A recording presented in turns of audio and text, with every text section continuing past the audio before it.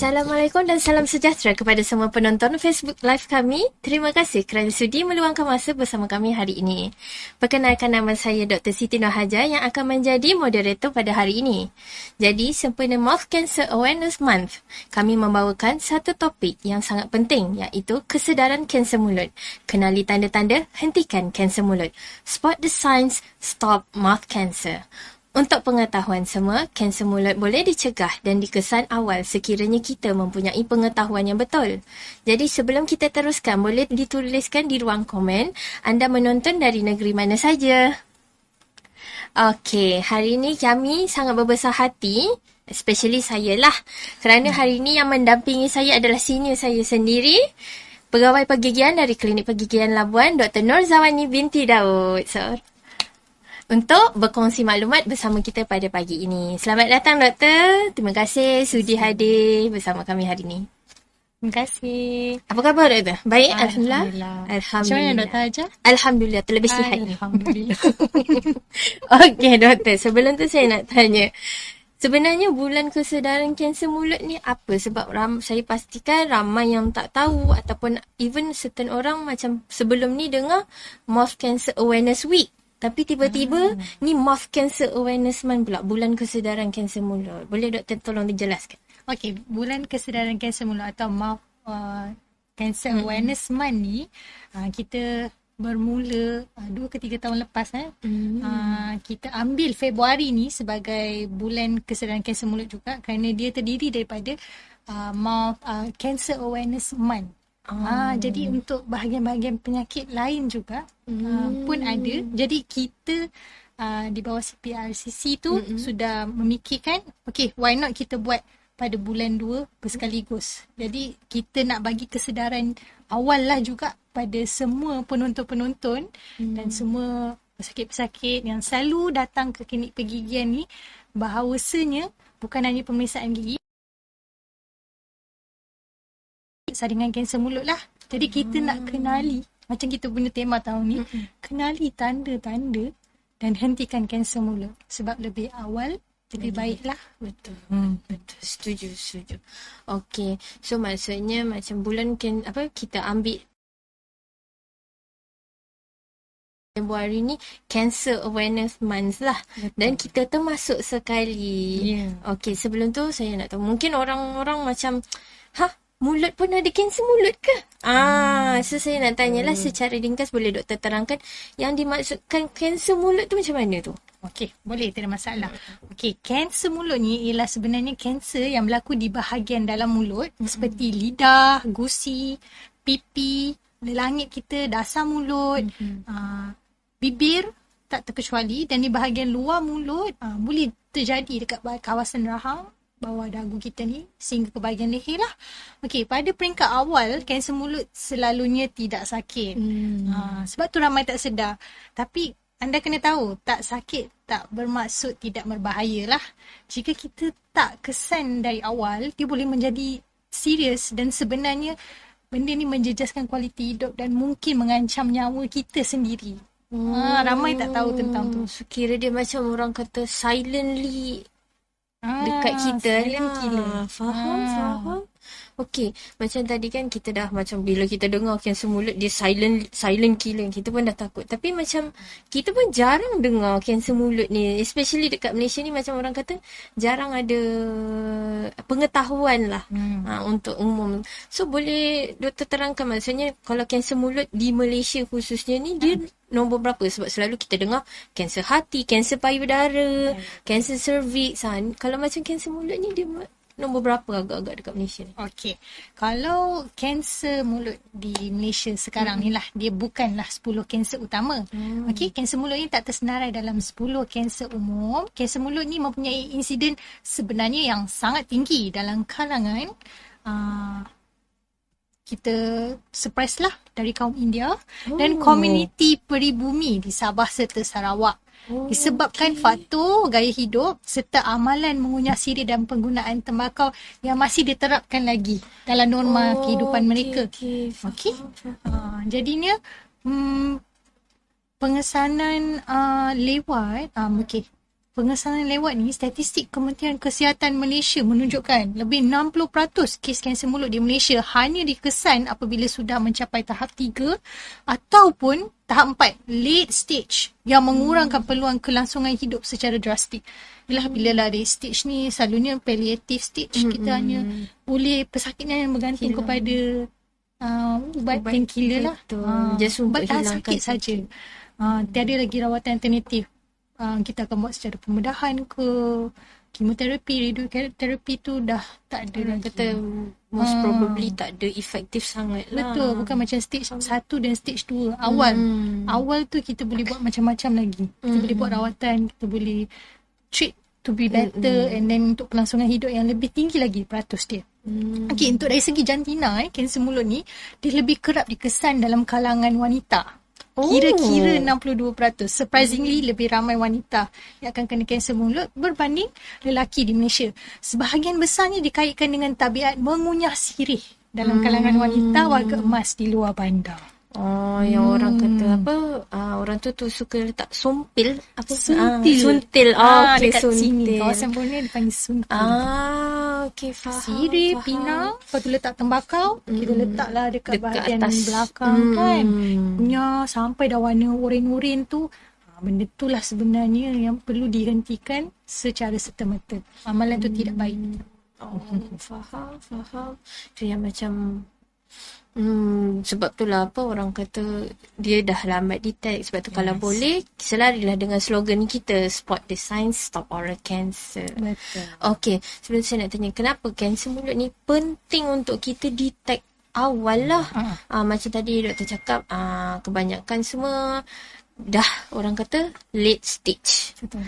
So maksudnya jadi sebenarnya kiranya kita boleh tahu kanser mulut ni sebenarnya lebih awal, cuma kita tak tahu pun yang tu sebenarnya tanda-tanda dia.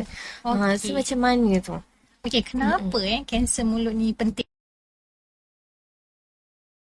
Kanser payudara, kanser usus, kanser mulut ni dianggap pembunuh senyap. Macam tadi saya punya moderator dah bagi tahu, silent killer, sebab tanda-tanda awal dia seperti ulcer dalam mulut kan, tiba-tiba tak sembuh lebih 2 minggu, ataupun tumpuk lesi putih atau merah ni, macam kita bersihkan lah guna berus gigi ke tongue scraper ke, tapi dia tak hilang-hilang.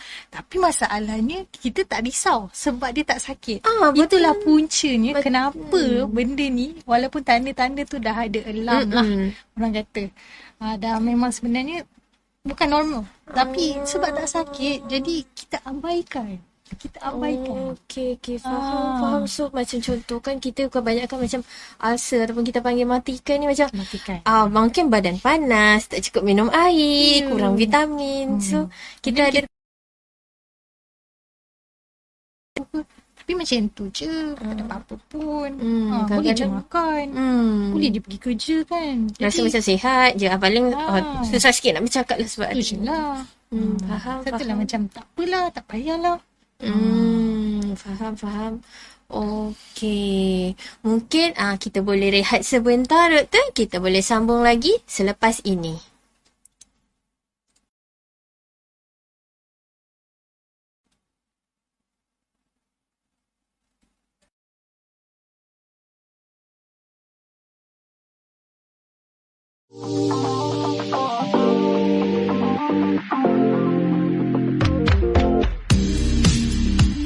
Salam sejahtera, saya Dr. Harati.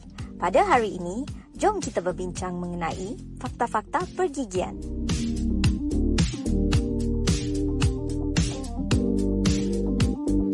Kuantiti ubat gigi yang betul bagi kanak-kanak berumur 1 hingga 3 tahun adalah secalit atau sebesar sebutir beras. Bagi kanak-kanak berumur 3 tahun ke atas adalah saiz sebesar kacang peas.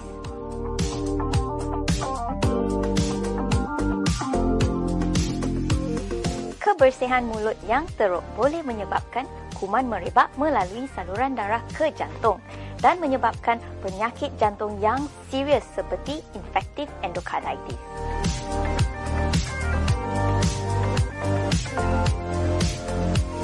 Ulcer yang tidak sembuh selepas 2 minggu merupakan sesuatu yang serius dan dibimbangi adalah kanser mulut. dapatkan khidmat nasihat doktor gigi secepat mungkin.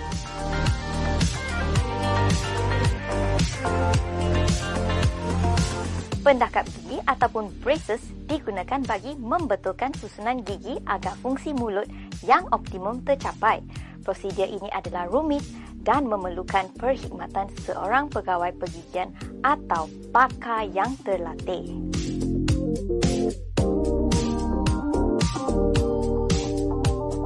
Fluorosis ataupun kecacatan enamel gigi terjadi apabila kanak-kanak menelan ubat gigi berfluorida bagi jangka masa yang panjang.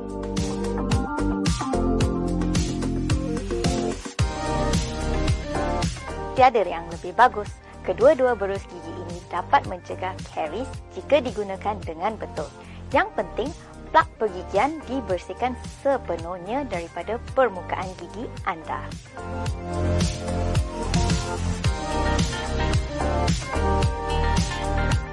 Rawatan pergigian bagi wanita hamil selamat dilakukan ketika trimester kedua. Dapatkan pemeriksaan pergigian sekurang-kurangnya sekali setahun. Ingat hari jadi, ingat doktor gigi.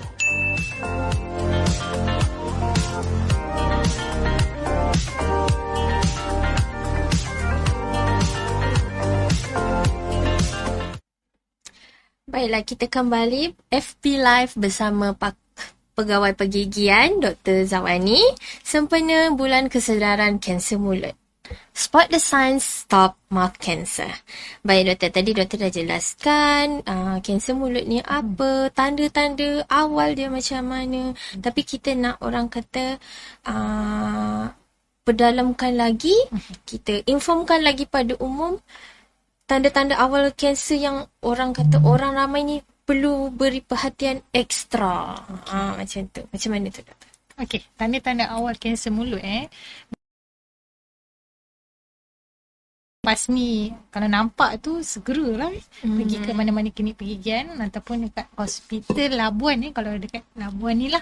Terus pergi walk in, jangan buat temu janji pula. Ini dah kira kes kecemasan. Okey.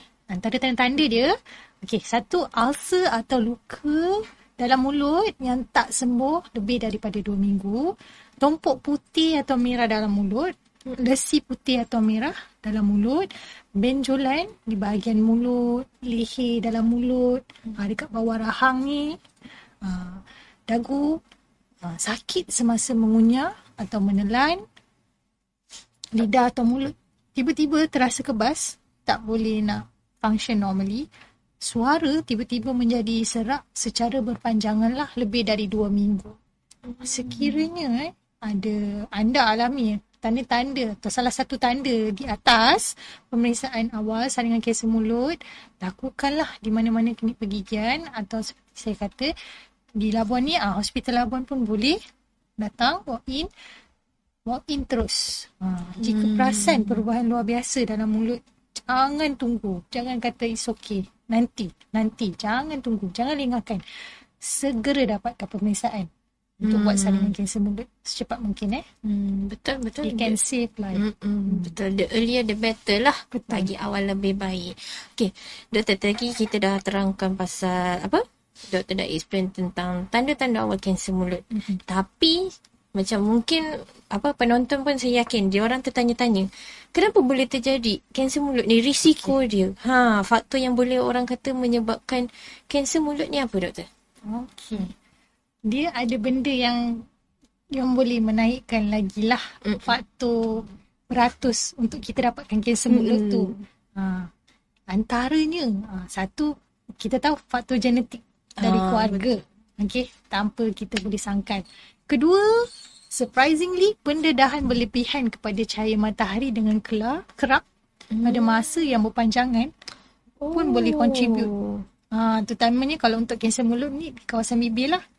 Dia paling senang nak terdedah. Itulah sebabnya diorang sarankan pakai sunscreen, pakai lip balm yang ada sunscreen juga. Betul. Merokok. Merokok, bahan tembakau seperti pipe, bidi, penggunaan vape. Maknanya rokok dan vape ni dia tembakau dia menaik nikotin. Jadi itu pun menaikkan faktor risiko lah. Dia adalah habit yang menaikkan risiko untuk ada kanser mulut. Pengambilan alkohol berlebihan dalam seminggu tu mungkin lebih daripada 5 kali dia mengambil alkohol. Itu pun menaikkan risiko untuk adanya kanser mulut. Kebersihan mulut yang kurang baik, tak mengikuti rejim asas, berus gigi 2 kali sehari, floss sekurang-kurangnya sekali sehari. Benda tu dah tak ada dalam rejim kehidupan.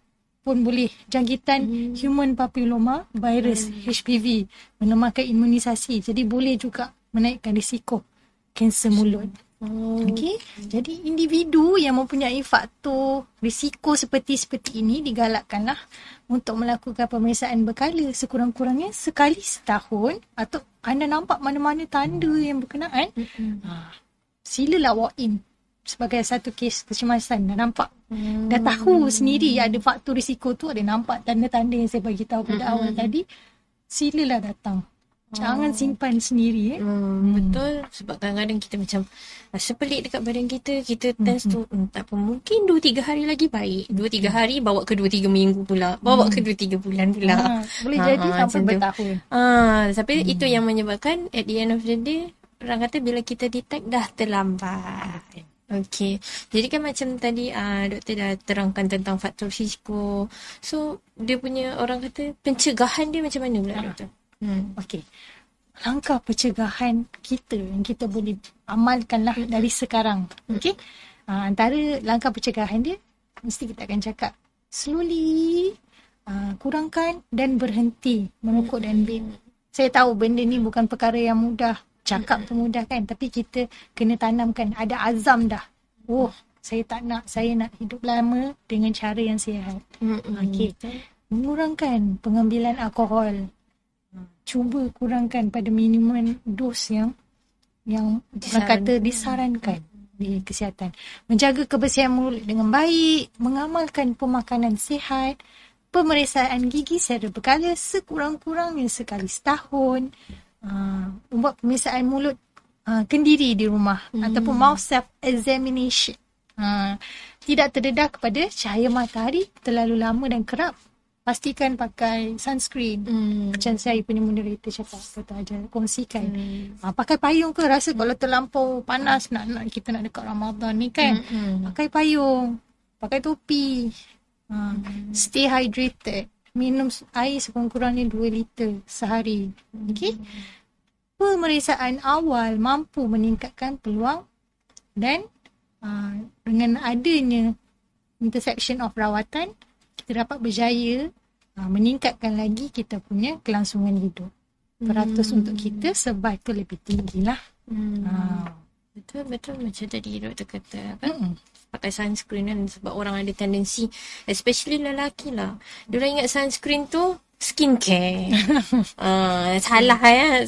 Sunscreen tu sebenarnya untuk melindungi kita. Sunscreen, kita letak screen di sebalik matahari macam tu lah. Okay. So tadi doktor ada mention pemeriksaan kendiri dekat rumah.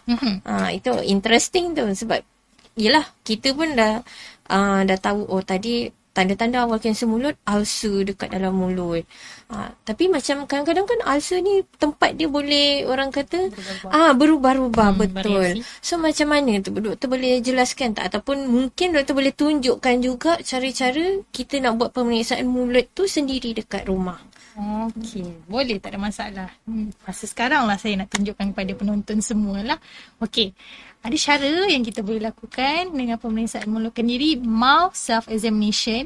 Jadi saya nak bagi tahulah, yang penting anda boleh buat di mana-mana sahaja, di rumah, di tempat kerja. Yang penting kita kena buat tu dengan minimum sebulan sekali, 2 minit. Selama 2 minit Okey, saya akan terangkan kepada penonton lah. Yang penting kena ada pencahayaan yang bagus, lampu yang betul-betul terang, cermin yang jelas, jangan cermin yang sama-sama, nanti tak cermin nampak. Yang dah orang kata dah bertahun, dah bertahun, dah kelabu asap, betul-betul sompok ke kan. Tak jelas. Macam mana kita nak tahu, mana kita nak kenali tanda-tanda yang ada tu kan. Nanti kita ingat pada tumpuk tu kat cermin Rupanya tumpuk tu dekat dalam mulut kita. Terbalik. Jadi tangan dengan jari-jari kita ni kena bersih. Kalau ada tisu ke, kain bersih ke, ada gauze ke kan, yang kita beli dekat mana-mana farmasi kan, lebih baiklah supaya kita boleh pegang, kita boleh rasa tekstur dia. Okey. Dan kalau di fasiliti klinik pergigian, hospital, Jabatan Bedah Mulut kita sendiri dekat Hospital Labuan tu, kami memang ada sediakan lah. Ni daripada tim Labuan kami lah. Kita sama-sama buat. Jadinya ni shout out lah kepada Jabatan Bedah Mulut Hospital Labuan kerana memikirkan solusi ni. Okey, mereka telah mendirikan cermin pemeriksaan mulut sendiri, self-examination. So ada cermin yang jelas yang cukup untuk nampak dekat bahagian luar, bahagian muka, leher, dalam mulut. Okey.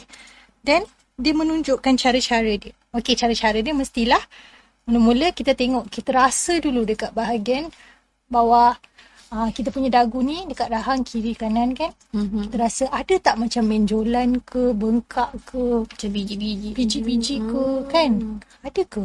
Okey, kita rasa-rasa macam tak ada. Ada kesukaran menafas, menelan, minum, tak ada juga kan. Yang penting tengok dekat depan cermin ni lah. Okey, tak ada, kita terus selak lah bibir atas. Ada gambar. Selak bibir atas, selak bibir bawah. Sebab tu saya kata kena juis sikit lah. So kita nak tengok kan, betul-betul tak? Memang tak ada apa-apa. Sebab itulah jari dengan tangan anda kena bersih lah sebelum nak buat tu. And then kita buka kita punya pipi ni, buka mulut kita. Kita tengok dekat bahagian dalam. Kita selak dekat bahagian dalam pipi lah. Selak dekat bahagian dalam pipi kita, kanan dengan kiri. So itulah kita nak tengok ada lesi putih ke, merah ke, ulcer ke yang tak sembuh 2 hari kan. Kita kena tengok kiri dan kanan bersama-sama. Kemudian selepas kita dah tengok pipi dalam, kiri dan kanan, kita beralih pula lah. Kita tengok dekat bahagian langit. So dekat cermin ni kita kena dongakkan sikit. Pastikan mata anda tu selari dengan cermin tu boleh nampak lah. So nampak kalau dekat dalam kita punya langit tu ada ke macam bintik-bintik ke, tumpuk merah, tumpuk putih. Benda yang sepatutnya yang tak ada lah. Kalau yang betul-betul normal, kita akan nampak semua tu smooth. Tisu muka dia warna merah jambu, atau ikutlah kepada kita punya pigmentation warna apa kan. Yang selalu kita nampak begitu, tak ada apa-apa, tumbuh, bengkak, benjol, ulcer, maknanya itu normal. Okey. Kemudian kita beralih lah. Kita naikkan, lepas dah tengok langit, kita naikkan lidah kita ni ke atas langit. Okay. Untuk kita tengok lantai mulut. Okey, lantai mulut tu ada nampak bengkak ke kiri dan kanan. Apa yang saya bagi tahu tadi tentang dia kan. Kalau tak ada, nampak normal saja. Okey.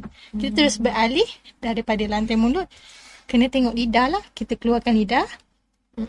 Dan kita kena gerak kiri dan kanan. Kalau ada yang saya kata gauze ataupun kain bersih tu, kita boleh rasa tekstur lidah. Kita boleh rasa juga tekstur dekat dalam pipi kanan, pipi kiri. Sebab lebih baiklah kalau kita hanya tengok saja tapi kita tak picit pakai jari kan. Kita tak rasa ada bengkak ke, benjolan ke, benda yang tak normal ke. Kadang-kadang benjol dalam pipi pun kita tak boleh nak ni, kena rasa. Sebab tu kita selak tu semua benda kena ada tactile dia. Kena rasa juga. Supaya benjolan, biji-biji tu semua kita ada ke tidak. Kalau ada tu kena bagi tahu. Terus kena pergi kat klinik pergigian, pergi Jabatan Bedah Mulut, Hospital Labuan.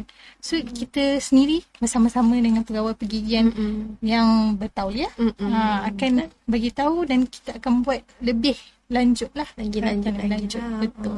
Senang je lah sebenarnya nak buat pemeriksaan mulut ni. 2 minit saja. Sambil kita habis kita balik pun kita dah boleh cek sama-sama dah tadi kan. Sama-sama dah sekali cek. Betul.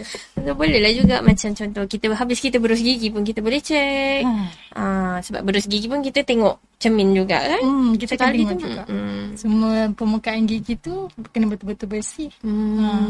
Faham. So ambillah masa 2 minit sahaja dalam hidup anda setiap hari untuk pemeriksaan mulut untuk mencegah kanser mulut ni. Macam yang kita punya tagline kita, Spot the signs, stop mouth cancer. Baiklah, kita berehat sebentar. Kita akan kembali lagi untuk sesi soal jawab bersama penonton.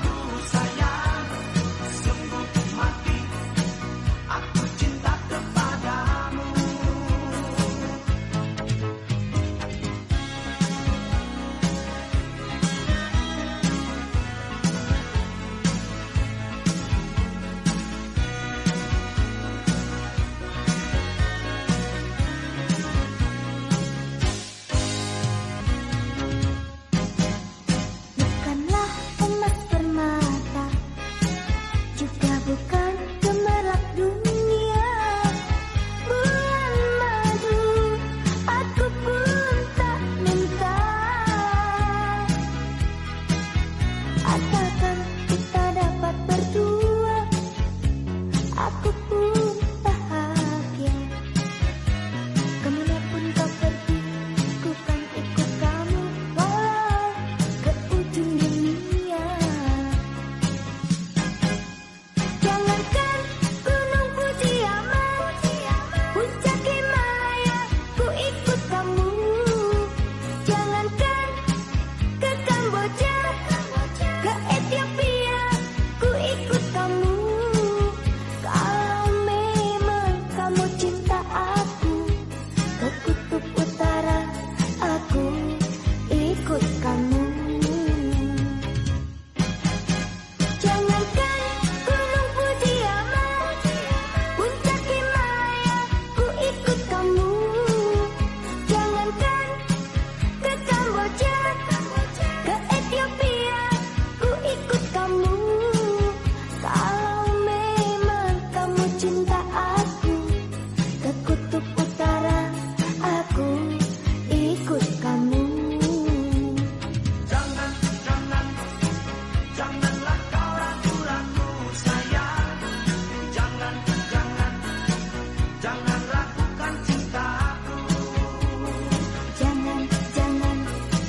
jangan kau tinggalkan aku sayang. Jangan, jangan, jangan kau lupa janjimu. Jangan, jangan,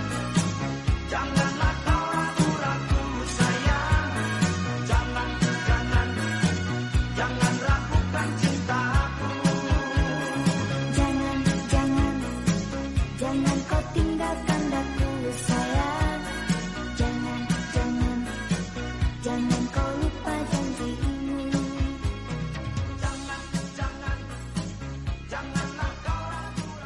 Jangan, jangan, jangan kau tinggalkan aku. Okey, kita kembali Facebook Live bersama Dr. Zawani sempena bulan kesedaran kanser mulut. Spot the sign, stop mouth cancer. Okey, tadi kita dah cakap, saya dah mention kita akan buka ruangan untuk soalan daripada para penonton. Jadi para penonton, jika ada soalan yang mengganggu fikiran, mengganggu jiwa, mengganggu semuanya lah. Okey, nak tanya boleh tinggalkan di ruangan komen, kita akan tengok. Banyak orang komen laju. Okey. Soalan pertama doktor. Ni saya rangkumkanlah sebab kebetulan ada dua user yang menanyakan soalan yang sama. Daripada Dak Selai dengan Mary Chong. Dia bertanya, makan atau minuman panas dan pedas ni dia ada risiko tak doktor? Okey, setahu saya kalau makan minum benda-benda yang panas tu tidak mendatangkanlah risiko kanser mulut. Tapi sekiranya anda makan terlampau kerap benda-benda yang pedas, yang selalunya masam-masam, yang bercuka ke, itu sebenarnya dia akan naikkan risiko dari segi kita punya tekak ni boleh berdarah. Tapi kalau untuk kita punya usus tu, jangka masa yang panjang dan terlampau kerap boleh mendatangkan risiko untuk kanser usus. Kanser perut.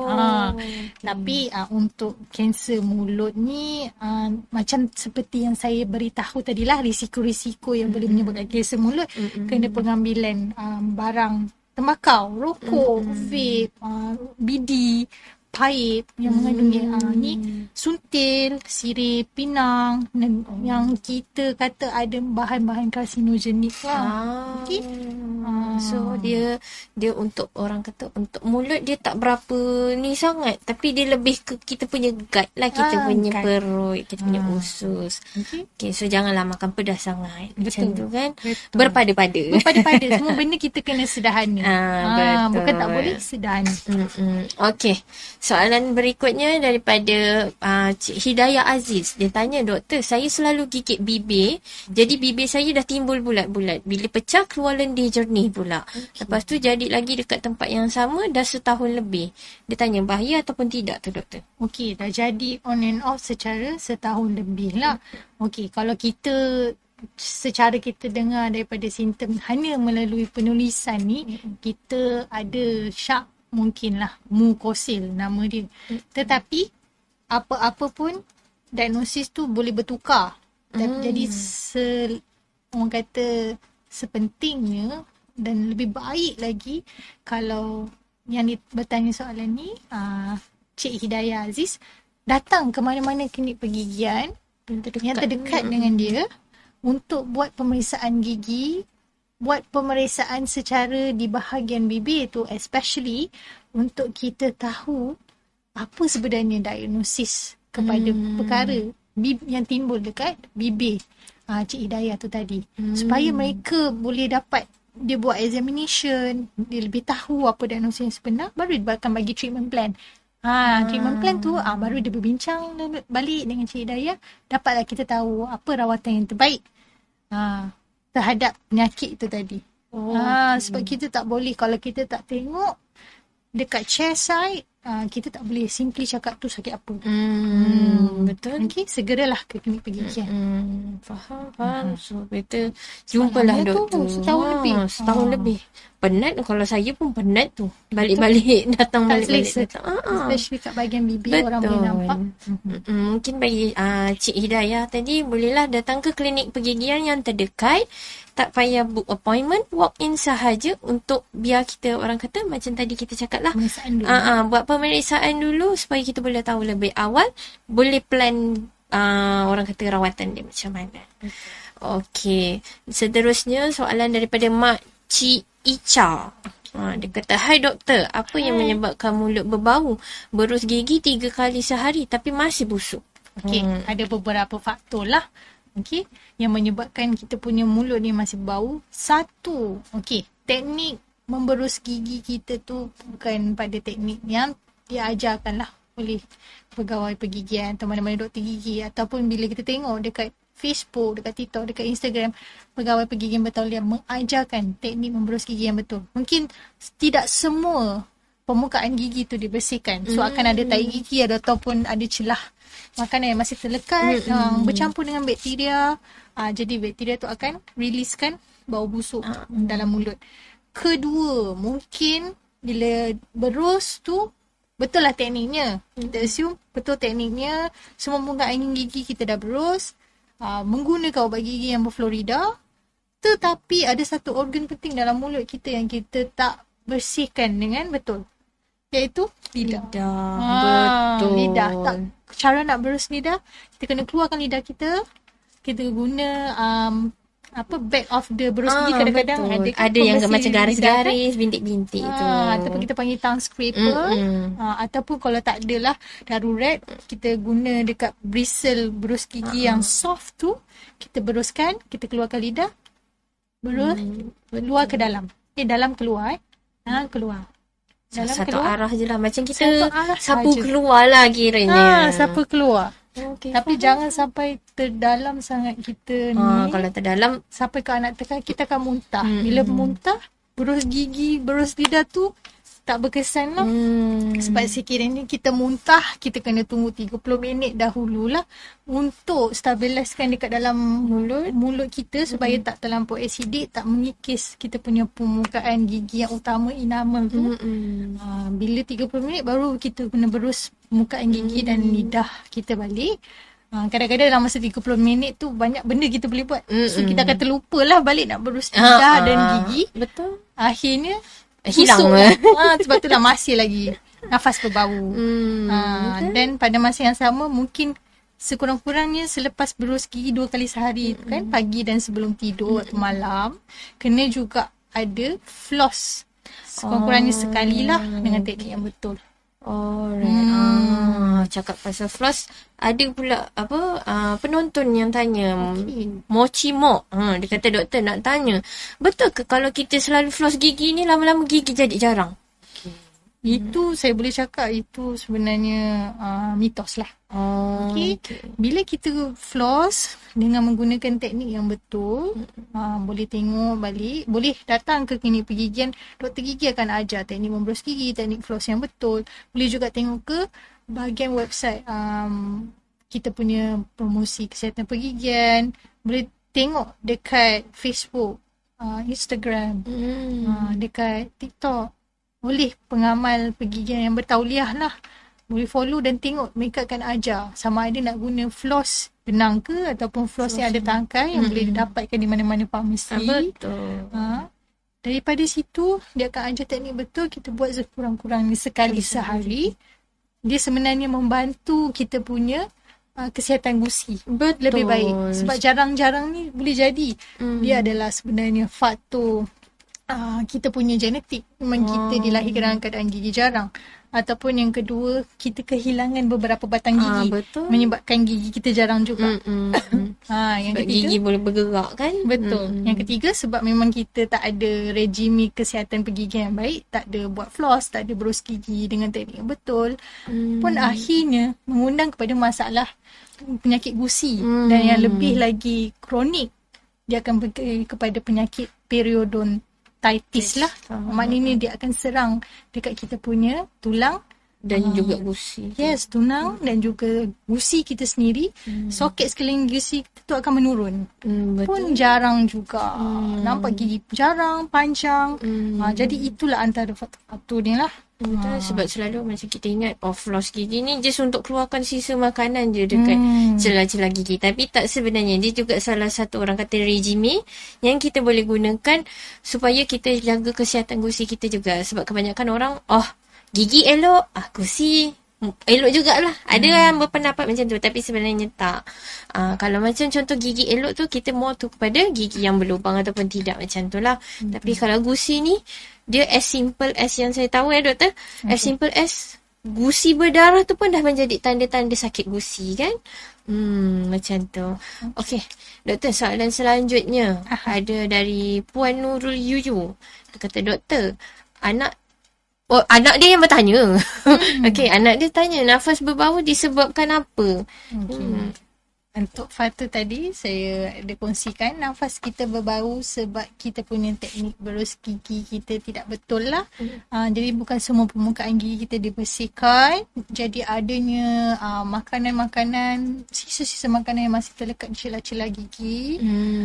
Lepas tu kita ada pula kita panggil plak gigi atau tahi gigi yang warna putih tu yang masih ada dekat permukaan gigi kita. Bila dia bercampur dengan bakteria, maka terhasillah bau mulut. Dan juga dekat bahagian lidah pun kita tak berus juga. Itu pun faktor-faktor kenapa boleh ada nafas yang berbau lah.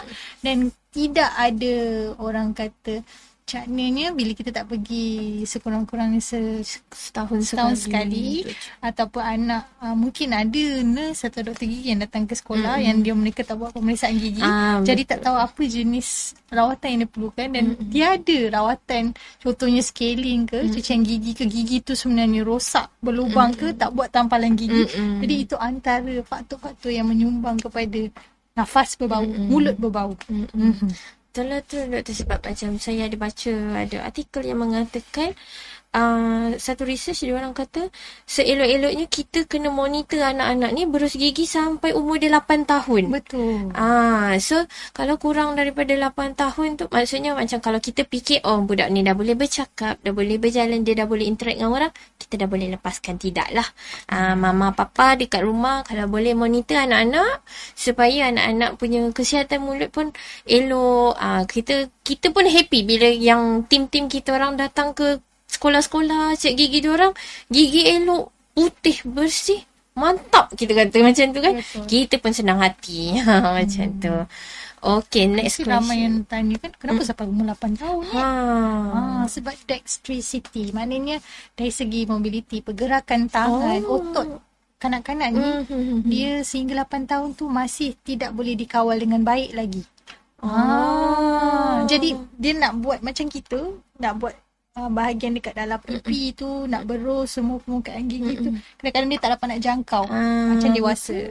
Macam kakak-kakak dia yang 9 tahun ke atas. Itu pentingnya kita kena assist, bantu dan monitor mereka memberus gigi. Betul. Sama juga macam ajar diorang cara ikat tali kasut lah kan. Betul.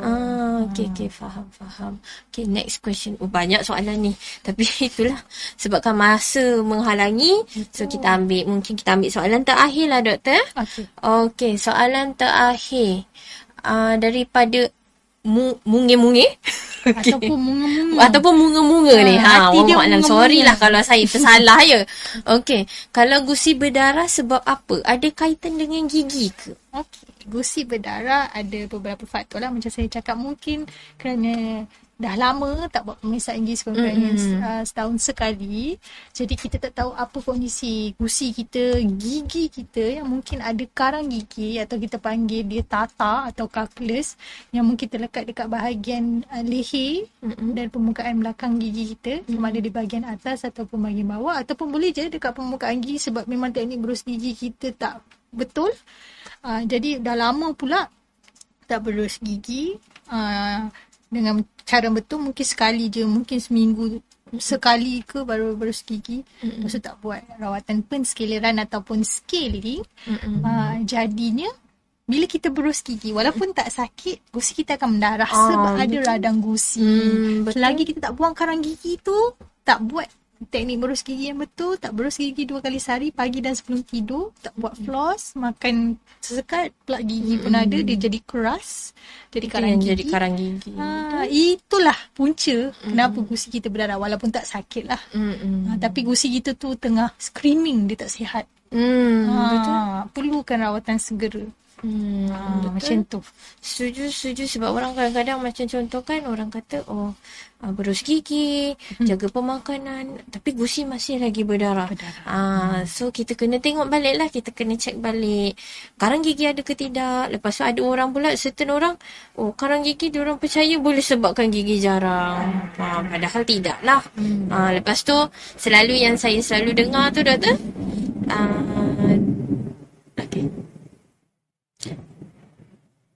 Ada laluan udara. Biasalah kita duduk dekat dengan lapangan terbang. Okey. Macam kita apa ni, doktor? Orang kata takut nak scaling sebab ngilu, sebab apa. Jadi takut lepas ni lebih lagi teruk sensitif. lagi. Lagi sensitif. Nak minum, nak makan pun macam dia. Sampai naik ke kepala. Itu pintos lah. Okay. Betul. Okey. So, kita dah berada di akhir rancangan lah. Doktor sedar tak sedar. Betul. Dah 1 jam lebih kita kat sini rupanya. Okey. Jadi, kita sebagai penutup, saya nak cakap, kanser mulut ni dia bukan sesuatu yang boleh kita pandang ringan, tapi dia boleh dicegah dan dikesan lebih awal. Jadi kami berharap perkongsian hari ini dapat meningkatkan kesedaran tentang kanser mulut ni, ataupun kita kasih pengetahuan baru untuk masyarakat dalam tentang apa ni kanser mulut, macam mana nak detect dan sebagainya lah. Terima kasih juga pada senior saya yang tersayang ni untuk perkongsian yang orang kata very informatif lah, yang sangat bermanfaat itu tadi. Dan terima kasih juga, semoga perkongsian yang kita buat ni memberi manfaat kepada semua, insya-Allah. Baik, sebelum berundur, saya nak cakap macam tadilah, kita ada mention untuk bulan Februari ni dia merupakan bulan kesedaran kanser mulut. Jadi aktiviti yang dijalankan sebenarnya kita ada buat lah. Aktiviti yang dijalankan oleh Bahagian Kesihatan Pergigian Wilayah Persekutuan Labuan merangkumi yang pertama, cabaran 50,000 langkah sempena bulan kesedaran kanser mulut yang bermula 6 hari bulan 2 hari tu hingga 18 hari bulan 2 lah. Kita tutup awal lah sebab kita pun nak menyambut Ramadan. Betul. Walaupun orang kata kadang-kadang Ramadan tu pun boleh juga buat 50,000 langkah sebab kita pusing bazar. Betul. Okey. Yang cabaran 50,000 langkah ni ada di aplikasi BookDoc lah. Betul. Jadi orang yang selalu rajin, saya perasan, especially orang Labuan ni rajin betul brisk walk. Boleh dikatakan tiap pagi, tiap malam, petang, macam dah tak ada, memang jadi normal very lah active lah.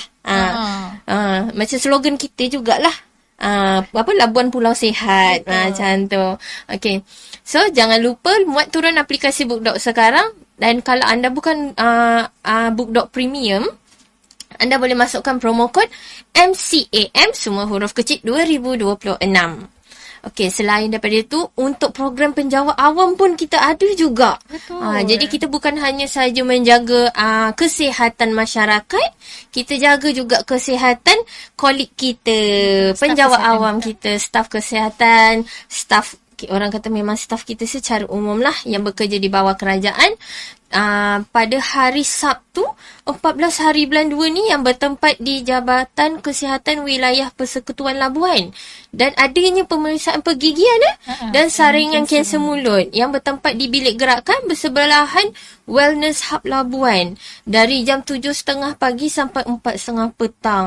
Okey. So marilah kita meriahkan, especially yang penjawat-penjawat awam. Saya tahu penjawat awam ni dia menanti-nanti kan. Betul. Sebab dia pun bertarung dengan masyarakat. Kita pun bertarung dengan masyarakat untuk dapatkan temu janji. Okey. So ini kita boleh ambil lah untuk penjawat awam, ambil kesempatan untuk datang dan memeriahkan untuk mendapatkan pemeriksaan gigi dan saringan juga Saringan bagi kesihatan. berumur 18 tahun ke atas. So, jumpa anda dekat sana. Terima kasih pada semua yang menonton dan jangan lupa, jangan anggap perubahan dalam mulut sebagai perkara biasa. Kenali tanda cegah kanser mulut.